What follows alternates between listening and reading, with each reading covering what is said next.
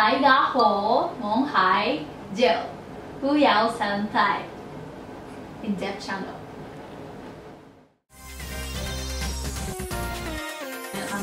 こういった形で歌を歌うことが私は初めてなのですごく緊張してるんですけど、誰かとこう競うっていう歌い方をしたことがないので、だけどレセプションパーティーがあって、リハーサルがあって、で記者会見があって、各国代表のアジアのシンガーの皆さんとこうオフで喋る機会がいっぱいあって、でみんなとなんか仲良くなって、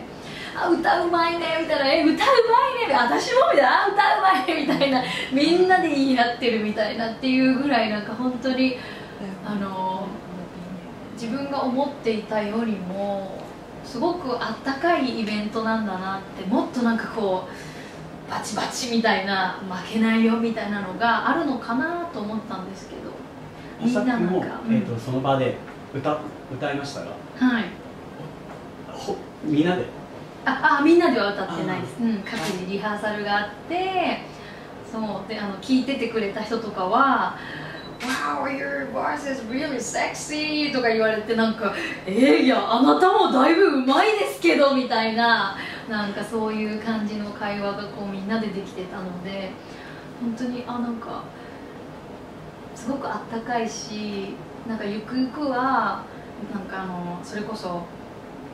マレーシア代表の方とか韓国代表の方と言ってたんですけど、自分のアルバム、オリジナルアルバムにフィーチャリングして一緒になんかコラボとかやりたいねっていう話までやってたので、なんかそういう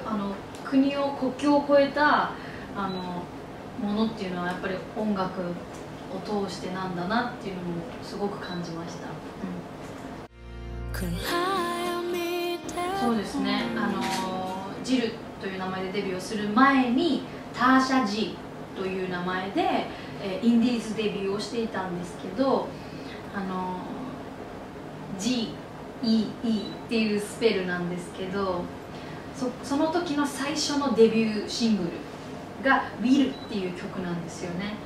でWill って希望とか前向きな気持ちっていう意味じゃないですか。でなんかそういった意味を、G 引力とかに使われるような音楽を通して強い力でその希望とかそういうものを届けていきたいなと思ってミックスして造語にしました。詳しく言うと、すごく詳しく言うと、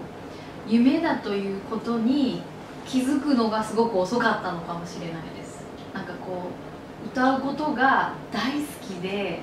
いろんなとこでもう歌いまくってるのに、これを夢って言っていいのかなって自分の中でそう思っていて、夢って何ですかって言われると英語の先生って言ってたんですよ。でもじゃあ自分がずっと生まれてから幼少期から子供の時からずっと続けてきてることって何かなと思ったら、歌ってることだったから、それにやっと気づいたのが20歳とか18ぐらいで、なんかそこからなんか一回も歌嫌いだとか、一日もどんだけ疲れてても部活とか大変でもテストが大変でも歌わない日ってなかったなと思って、そう家でもどこでも歌わない日ってなかったなと思って、ってことはやっぱり私好きなんだって思って、ちゃんと目指そうって思ったのがだから20歳とかそれぐらいだったんで、すごく遅咲きなんですけどね。全然です。今も全然上手じゃないですよ。めちゃくちゃなんですけど、うち実家が牧場で、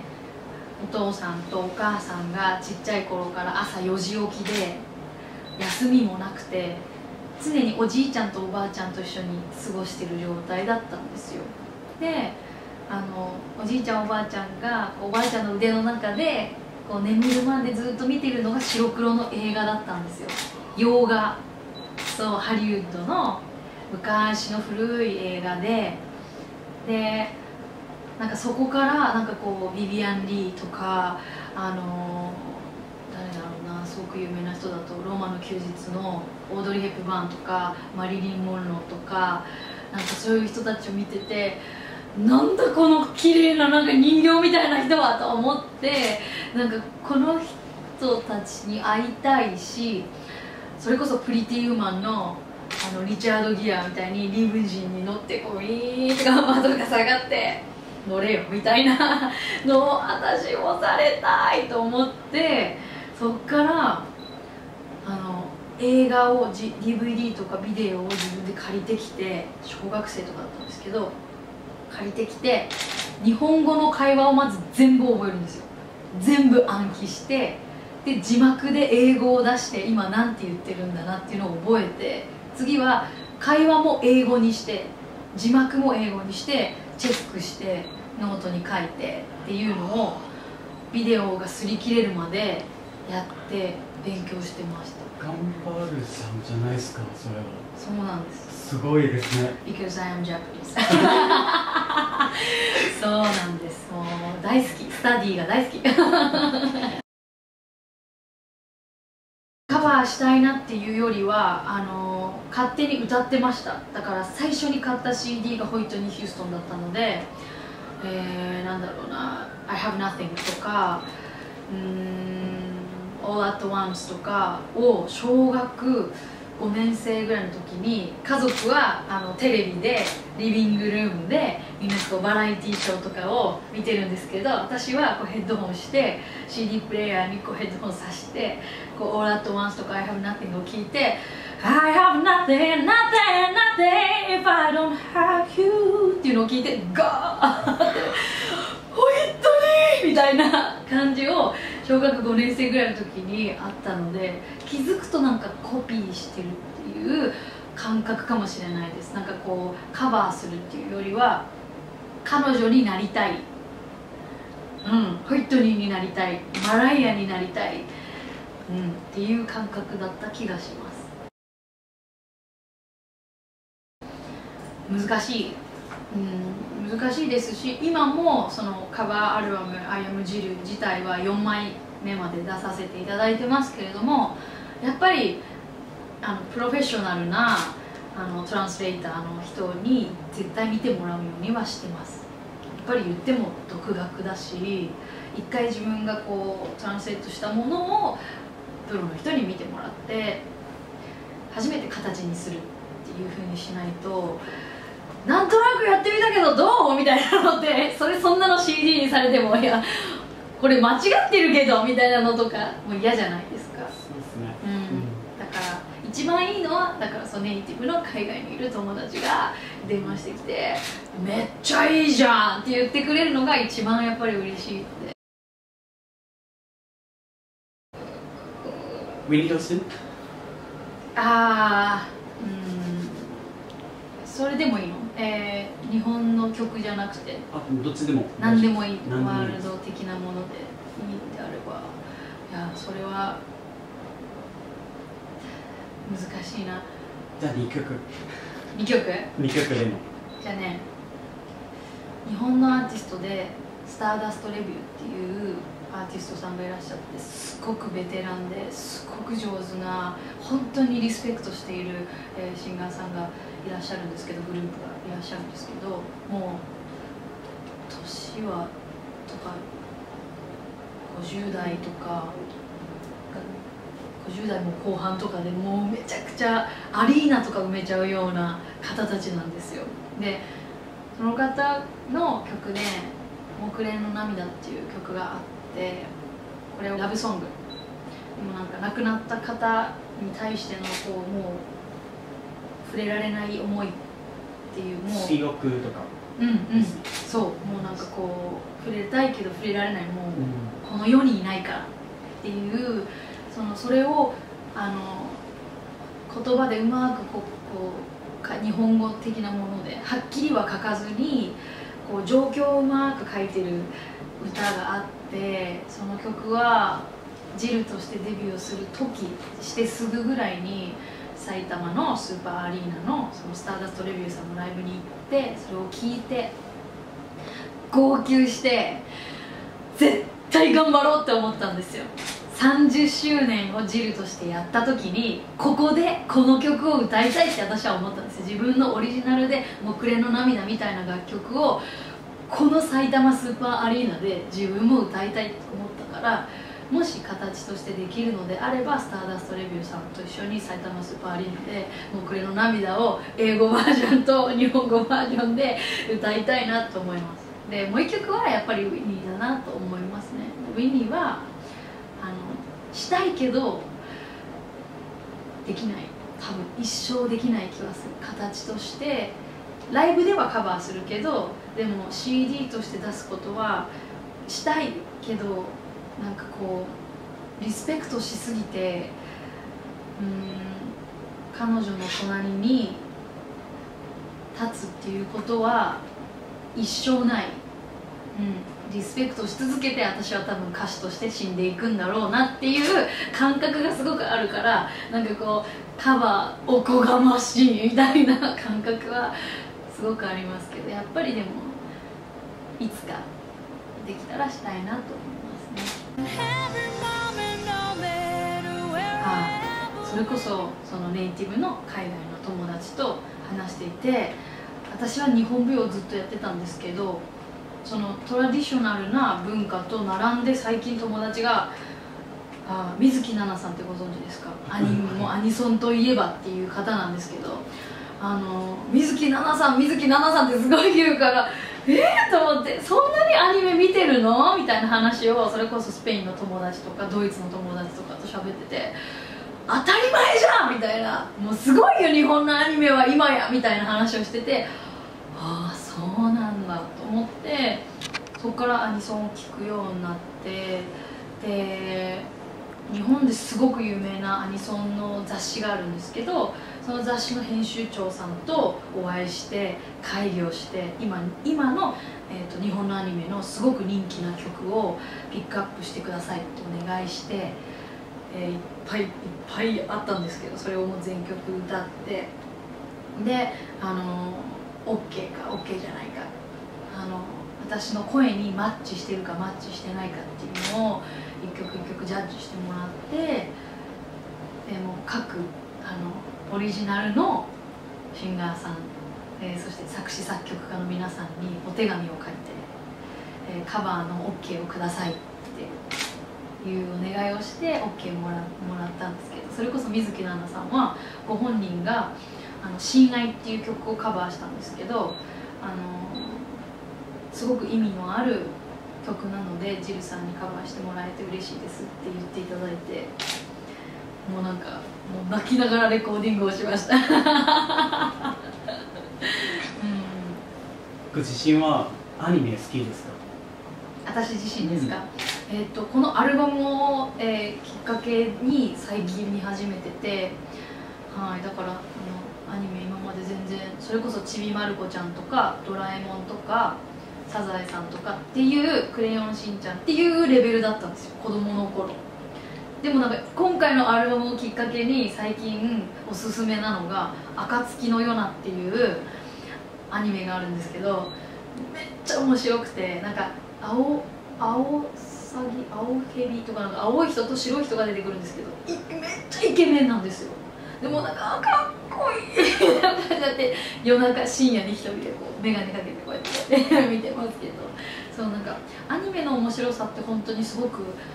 広がりがあるなって思いますし、それを私が歌うことによって、それを英語で歌うことによって、やっぱり海外の日本アニメを好きな人に、みんなになんかこう、うわーこれクールだねって言ってもらいたいなって思いますね。アリス・マグナさんっていう一緒に踊ってくださった方の先生が、作ってくださったんですけど、高速回転ダンスって言って、こういうやつをやるんですけど、ちょっとオタっぽい踊りをやるんですけど、なんかリハーサルの時はここら辺が筋肉痛になって動かなくて、こんなのやらないじゃないですか。だからもうほんと筋肉痛になってプルプルしてたんですけど、でも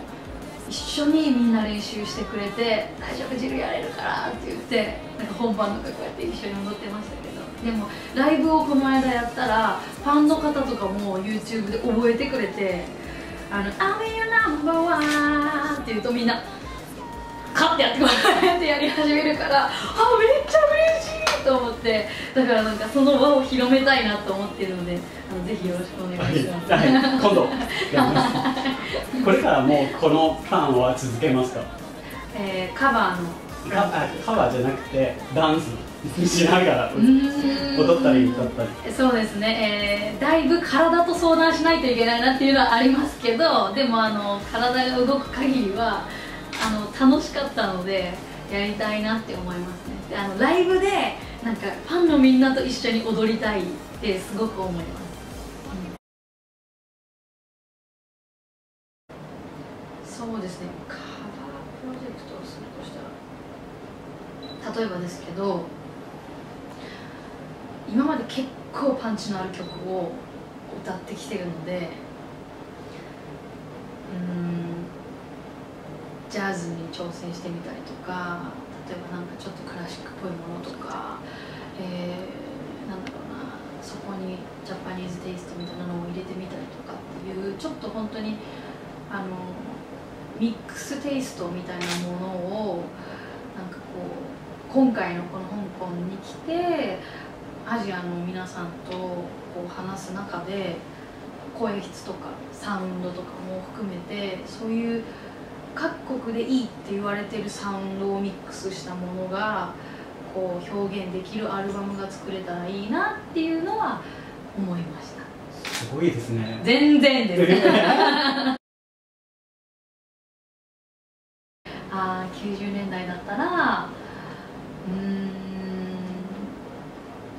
ミーシャとか大好き素直すぎるわそうなんだ、好きなんですね。そう高校のそれこそ文化祭ってあるじゃないですか。日本はあるんですけど、その文化祭で初めてその好きな先輩がいて、その先輩に今から歌うミーシャさんの「Everything が私の気持ちです」って告白して、で振られたんですけど結局振られたんですけどでもそれが初めてそのみんなの前で歌ったのが初めてだったから、ミーシャさんの「Everything」は私の友達もみんな好きだから、私の世代とかは含めてだから歌いたいですね。まあカラオケで結構歌ってるんで、お酒飲んで友達わーって「Yo everything」ってやってるから全然もうなんかカラオケではやってるんですけど、形として結構疲れますね13カロリー消費できますよ。あ、そうなんですかウケる、やってるんだ。やってました日本でウ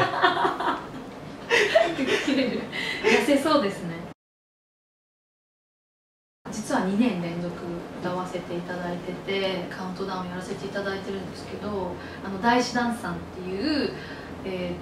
そのクリエイターの方と作らせていただいた、楽曲を中心にやらせていただいてるので、自分の歌ってるサウンドとはまた全然違う楽曲を歌ってるんですよ。すごくこう EDM とか使ってものすごくクラブチューンなダンスチューンな感じでハイトーンでアッパーな曲ばっかり歌ってるので、だから人によっては私って気づかないんじゃないかなっていうぐらい別の曲を歌ってるので、逆にその大師ダンスさんと一緒にお仕事する時は私もものすごくこう違う自分になれる気がして、その USJ のやつもなんか全ステージ実は楽しくて仕方ないんですよ。なんかこんな感じでやってるのに、その「Are you ready?」みたいなのとかやっちゃってるんで、私でヘッドバッキングとかやったりとかするぐらいこう別人にこうスイッチングできるので、すごく楽しいなと思ってますし、なので大師ダンスさんのアルバムとかも聴いてほしいなと実は思ってます。だいぶ個人的になりましたね、急に鎌倉ってわかります？そう、鎌倉が大好きで、一人で、大仏とかそういう緑が多くてお寺が多くて静かなところに、こう鎌倉もでも観光地なので10時ぐらいから人いっぱいいるじゃないですか。ものすごくお昼とかいるので、人がいない朝6時とか早朝に一人で行ってぼーっとしてるのがすごく好きでよくやります。英語以外、歌以外の特技。はい。